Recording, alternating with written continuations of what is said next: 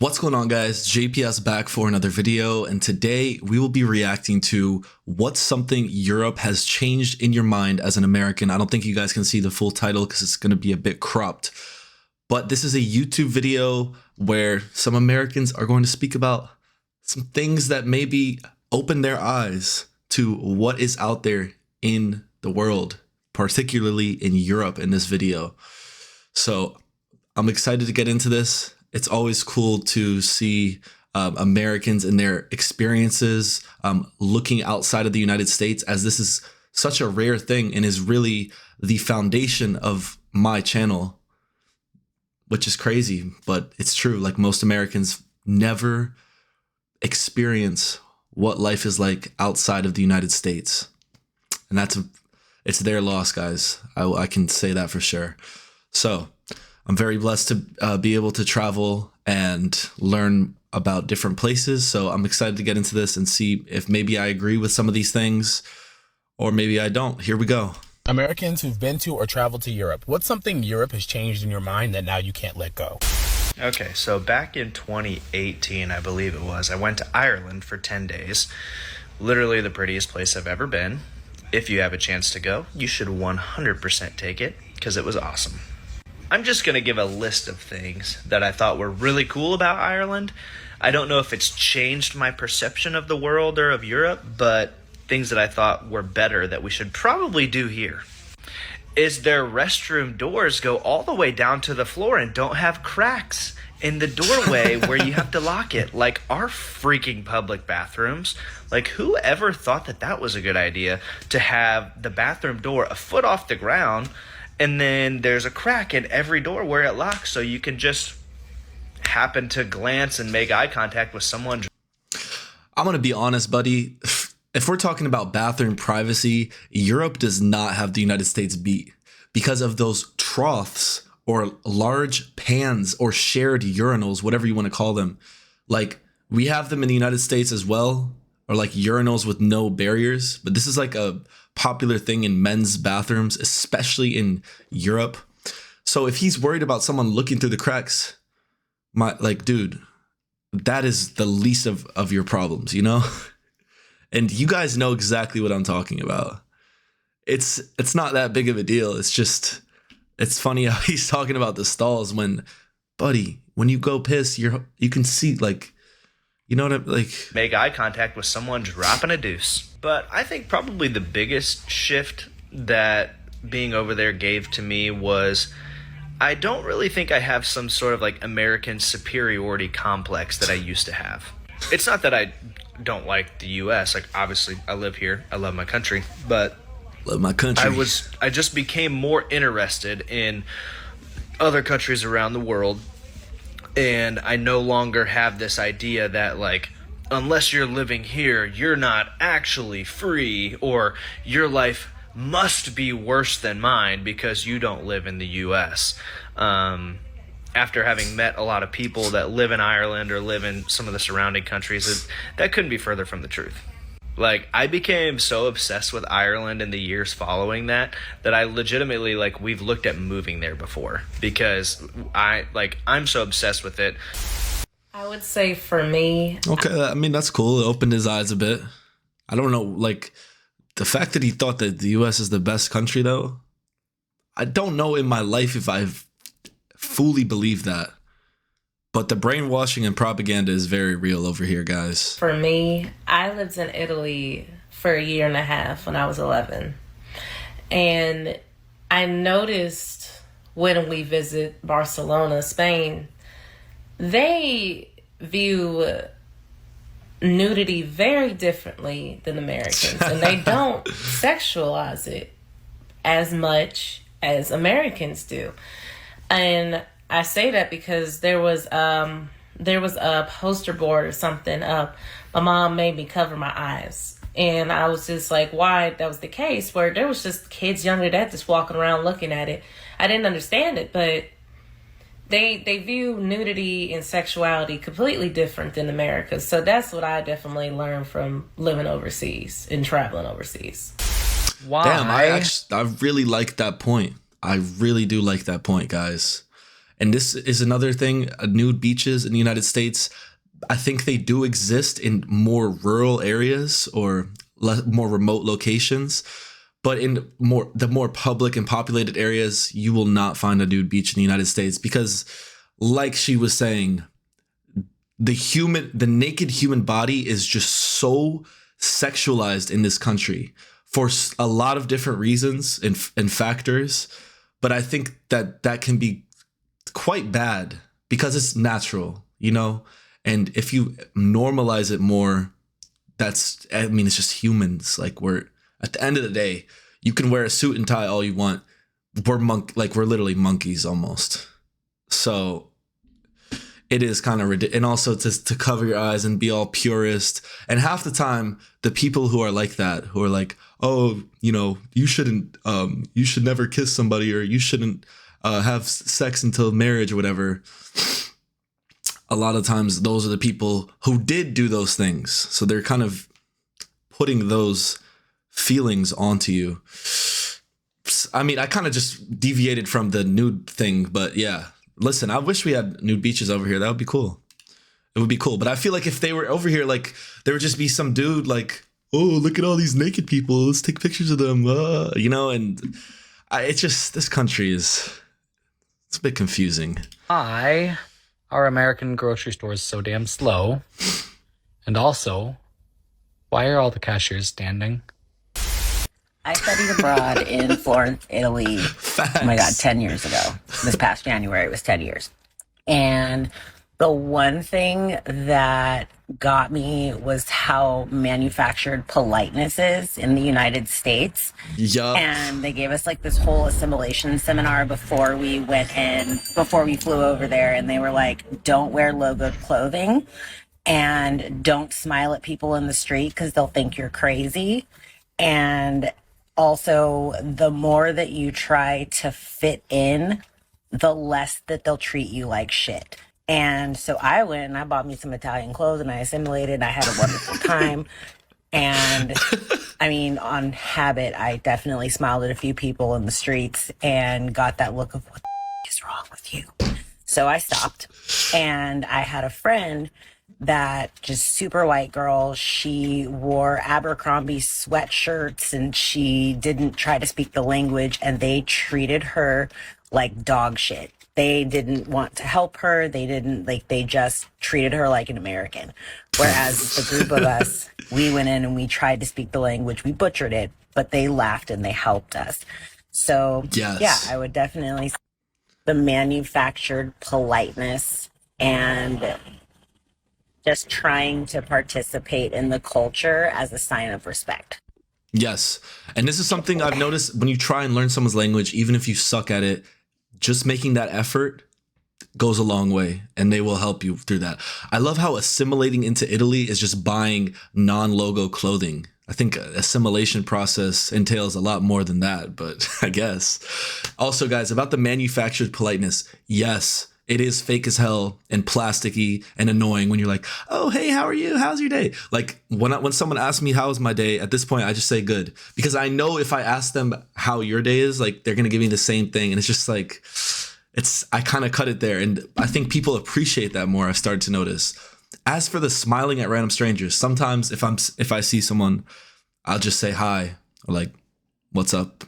Or like give them a smile. I don't think that, maybe because I'm American, I don't think that's weird or a bad thing. I think it's a good thing. When I'm doing that, I'm not being fake because I work somewhere and I'm trying to get tips or I have to put on this show. It's more like I'm actually just genuinely trying to be nice. You know what I'm saying? Like, it goes a long way. So I think that's a good thing. It's certainly more popular in the southern region of the United States, that type of warmth and southern hospitality where people are more outgoing and extroverted. I don't think that's a bad thing. I know that Europeans, you guys are kind of like, oh, just don't say hi to me, I don't know you, or don't act fake. It's, you know, I think that's just the American in me. But a lot of Americans go into Italy. I think they have some military bases over there as well. I travel to Europe several times a year, and this fact has stuck out to me like a sore thumb every single time I go. Healthcare. Americans think we have the best healthcare system in the world, but our for-profit healthcare system does nothing but line the pockets of executives while spending twice as much as every other developed country that has universal healthcare. And the results are literally killing us. For example, maternal mortality average in America is 17 deaths per 100,000. In the European Union, it's only 8. Infant mortality in America is 5.6. In the European Union, only 3.2. Life expectancy for men is 79, and for women is 84 in the EU. In America, it's 74 for men and 80 for women. In the United States, there are 550,000 annual medical bankruptcies. In the 50 and 80 for women. It's like 5 years, and that's a lot of time, especially over a population. Like, we are talking millions and millions of years that we're losing as a collective because of all the healthcare outcomes, the violence.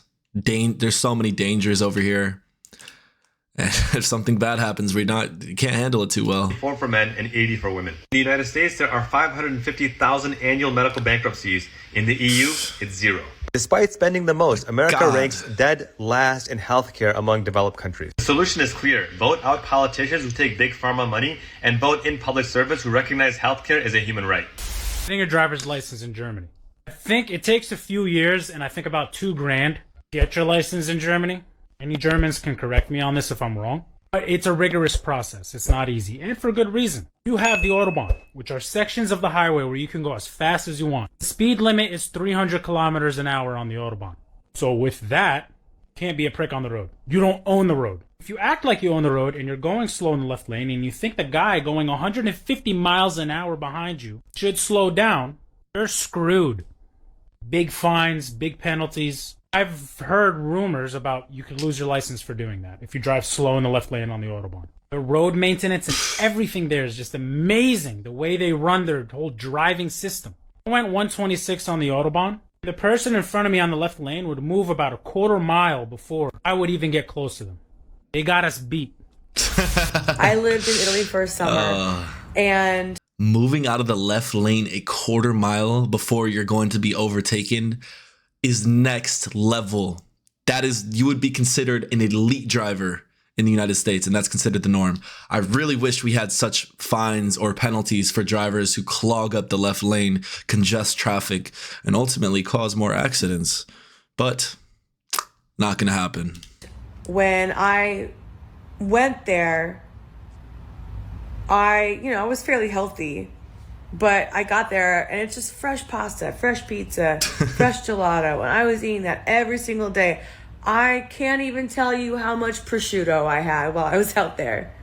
And I came back after the summer, and I was healthier than when I had left. And not only that, when I started eating the food here in America again, I was sick. I got really sick for months. The apartment that I had in Italy, it had a small refrigerator. You get groceries for whatever you're going to cook that day. Everything is fresh. You're not doing leftovers. I've been trying to get back ever since. Damn. I've spent about 3.5 years in Europe, mostly living in Slovenia, but also traveling extensively east and west. And I also lived in Italy for about 4 months. Europe has changed me in every way, but I'd say the most profound and fundamental is the prioritization of values. Europeans prioritize friends, family, and community. Americans prioritize careers and success. That's very evident when you go back and forth just by the way people spend their time and have conversations. In Slovenia, I was meeting my friends every day in the center at 4 p.m. to have coffee and shoot the shit. Americans are much more focused on their careers, and it's harder to do that. We're also much more spread out. But I believe that I was happier there, people were happier there, and that makes me think that they are more in tune with the way we should be living. Hi. One of the best answers I've heard in any of these compilations. This guy is super articulate, and he nailed it. The happiness is palpable. It's tangible. You just can feel it, bro. You know, it's like just the way people move, the way they look, the way they act. Life is not a death race for money, and you're not stressed all the time, worried about where you are, where everyone else is, just living in the present. It's like just it's like exhaling and just being in a completely different world. So that is why I need to move to Europe at some point in my life. Hi, I'm Nobody, an American who's been living in the Netherlands for 2 years. And frankly, it's all the things that add up to quality of life. Education, transport, healthcare, food, cost of housing, access to infrastructure, art and culture. It's all of those things. Imagine a world where you don't have to own a car, where you can take a bicycle or a bus or a train anywhere you want to go and it's affordable. That your healthcare doesn't bankrupt you and is available to you, and you can get same-day appointments. It's freedom from paperwork. My taxes take me less than a day to get done. It's green spaces in my neighborhood with art that allow me to really enjoy my life. It's worker conditions that allow me to have nights and weekends to myself as well as my 24 days of statutory vacation. It's pretty awesome, and I can't imagine life without it. I'll go first. I don't know about y'all, but I've had the chance to spend 2 weeks in Finland over the last couple years, and it's changed a lot about my perspective. But currently what I'm battling is that I just had to leave 2 supermarkets because our meat is disgusting. In Helsinki, all the salmon was so rich. I mean, granted, the harbor's right there, but literally the salmon was almost like grapefruit colored. Our sickly, nasty orange salmon. And it's like I don't even relate to chicken here anymore. The chicken wings in Finland are so little and crispy and light. The chicken wings here, the fat layer is just so thick. There's fat inside on the bone, like Finland literally would never. Even our beef looks gray. Our meat quality has to be making us sick because there's no way. These animals are sick and they're still feeding them to us. They cannot continue eating corn. We don't digest corn, neither do they. And even if they're pasture raised, what about the pesticides in the pasture? This country is 6 degrees of fucked up. Finland, me please. I spent 3 months. Wow. The salmon, man. Now, this is true. The chicken wings, guys. It is very difficult to find real chicken wings. Like, even at restaurants, even when you buy them from the grocery store, no matter where you go, they always seem to just look like they were made like just wrong, bro. I don't understand how this is possible. It's like incest chickens or something. They all have defects. They're like massive lumps over them. They don't look like chicken wings. I promise you. It is one of my favorite foods, chicken wings. And I just, I can't enjoy it to the full. Poor me. But actually, guys, something is really wrong with we know what's wrong. We're treating the animals poorly. We're getting poor meat out of them because it's cheaper to treat a lot of them poorly and get more meat and sell the meat. Like, this is the money. Same thing with healthcare.